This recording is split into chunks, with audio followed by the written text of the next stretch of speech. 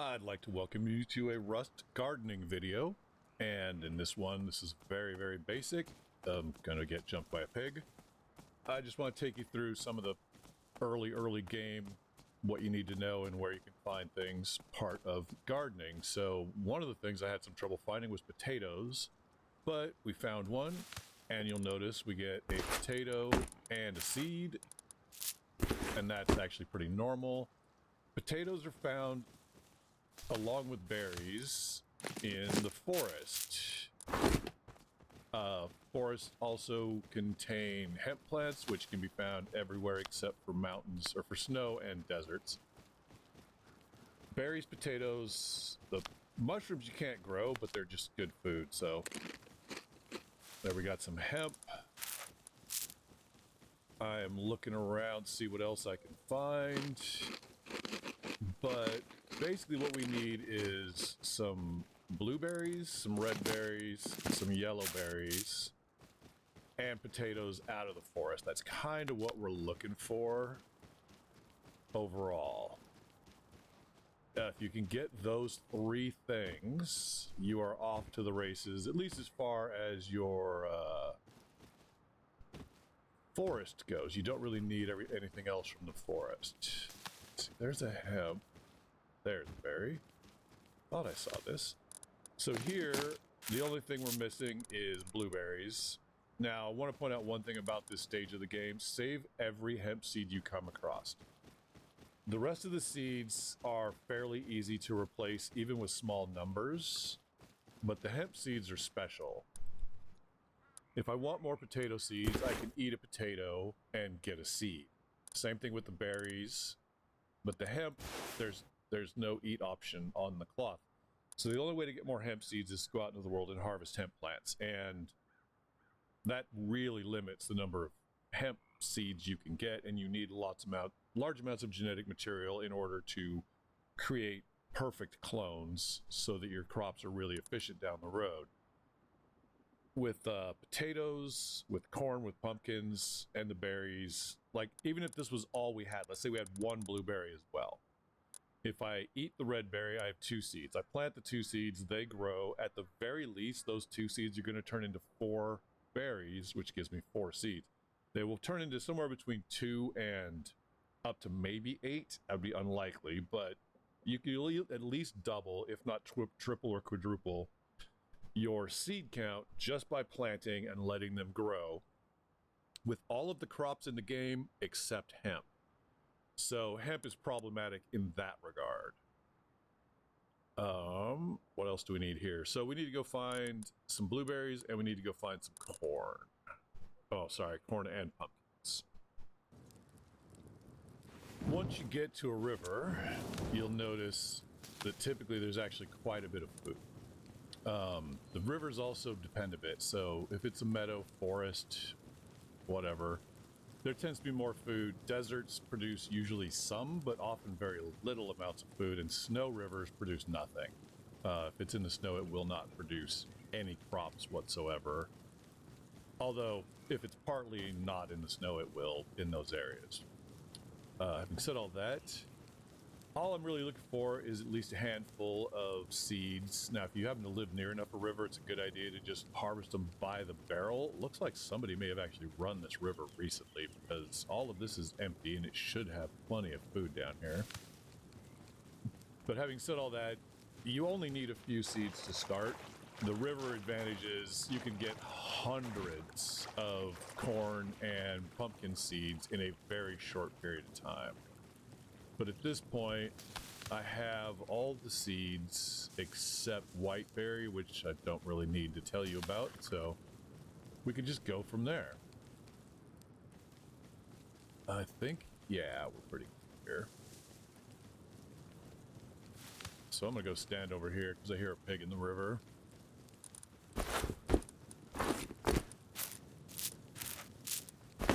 Worms are also hot garbage. So the crops and the various uses and values. The green berries are almost complete garbage, and I say that because, wow, that's wonderful. They're only really useful for making anti-rad teas, so radiation teas, and the pure one and the level 1, the basic tea, are functionally identical unless you're naked. And the second buff, which is the increased radiation protection, has virtually zero value in the game. The first buff, which only lasts 5 minutes, has no value as you go from basic to advanced to pure. The basic one has the same buff as the advanced one and the pure one. So the buff that's usable is that first 5-minute buff. You make a basic rad tea, you drink it, you now have 5 minutes where you will take half damage from radiation. So if you're running Launch Site's red card puzzle, which is really high radiation, if you drink one of these teas as you walk in and you don't waste a bunch of time, you can run the whole puzzle and hardly use any band-aids. Whereas normally you're going to burn through quite a few because you're taking damage pretty consistently throughout. So green berries I don't bother with. White berries are a little bit more usable, only if somebody in your crew is, if they go out and they smash barrels, even on the ocean, and they come back with the loot, that's important detail, then the white berries are useful for making a scrap tea, which gives you more scrap per barrel that you smash. But again, very limited use. The blueberries and the red berries are both pretty high value. Blueberries, I'm going to give them a little edge because everybody wants the wood tea, which makes you get more wood when you're harvesting trees.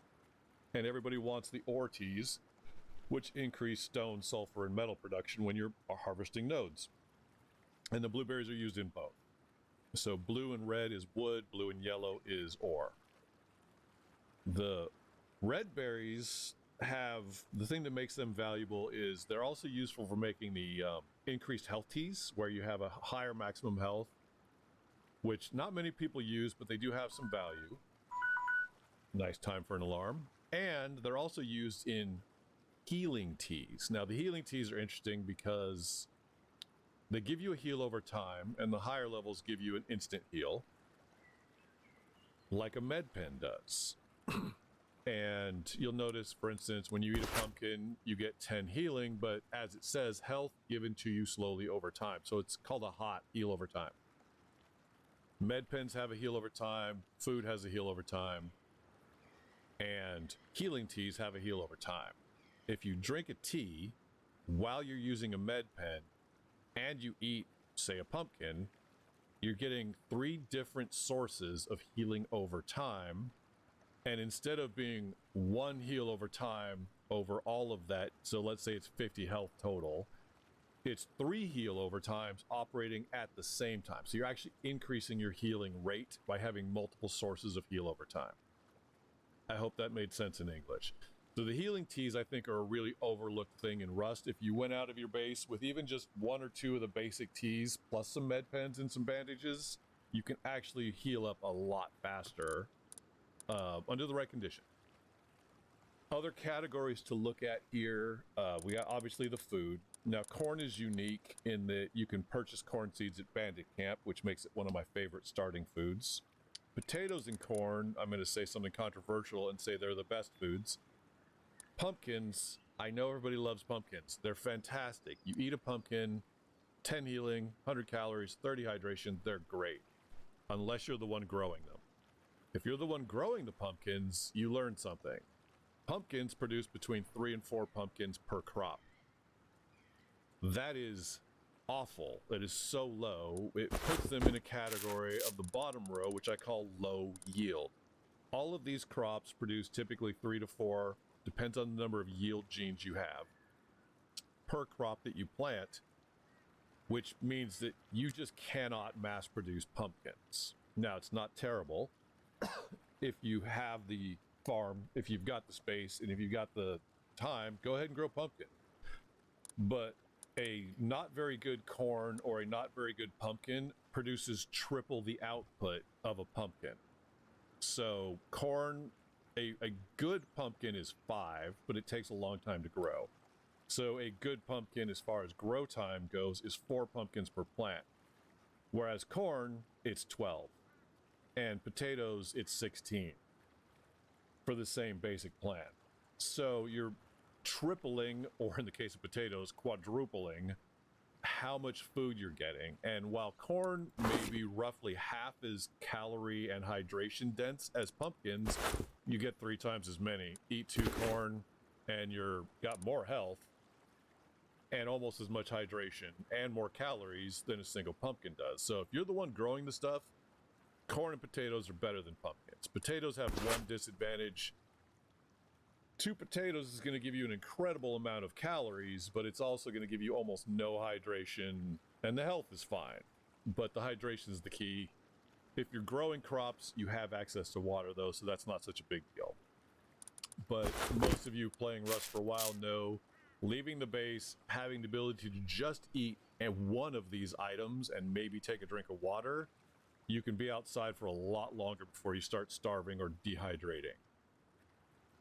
Another thing with the low yield plants and with all plants in general is there's a category here of, well, all plants in general follow this rule. The low yield plants follow the same exact rule when it comes to how much crops you get, and that relates to that yield gene that we talked about. If your plant has 0 or 1Y and you take a clone from it, so you harvest it for clones instead of for berries, cloth, whatever, you'll get 2 clones. If it has 2 Ys or 3 Ys, you'll get 3 clones. 4 Ys brings you up to every pair of Ys is 1 more clone, or in the case of the low yield crops, 1 more berry or 1 more pumpkin. So the low yield crops, perfect plants are either 2G and 4Y, which is going to give you 2, 3, 4 berries or pumpkins per plant and grow reasonably fast, or 4Gs and 2Ys. They'll grow much faster, but they will only give you 3 per plant. The high yield crops is a different category. Every single Y increases their output. It doesn't increase the clones, but it increases the yield. So hemp with 3 Ys will give you more cloth than hemp with 2 Ys. Same with the potatoes, same with the corn. So a perfect hemp realistically is 4 Gs and 2 Ys. Now I say that one's perfect only because if you're smashing a clock, if you're really trying to grow as much cloth as possible, as fast as possible, that's mathematically the best way to do it. If you're a regular human being who's not obsessed with cranking out as much cloth as you can in the shortest amount of time you can, 3G 3Y or 2G 4Y are also perfectly acceptable. If you have a 4Y 2G plant, it's going to grow reasonably quick and it's going to give you something like 70 cloth per plant. It's a lot of cloth. And then again, we get to the potatoes and the corn, very high yield crops. So this basically breaks up the categories. I hope this is helpful in figuring out the usefulness of these. Pumpkins, I'm sorry, if you're the one growing plants, pumpkins suck. If you're the one eating them, they're fantastic. So I think this video covers everything we need here. Next one will be all about how to plant these, especially if you're just starting out.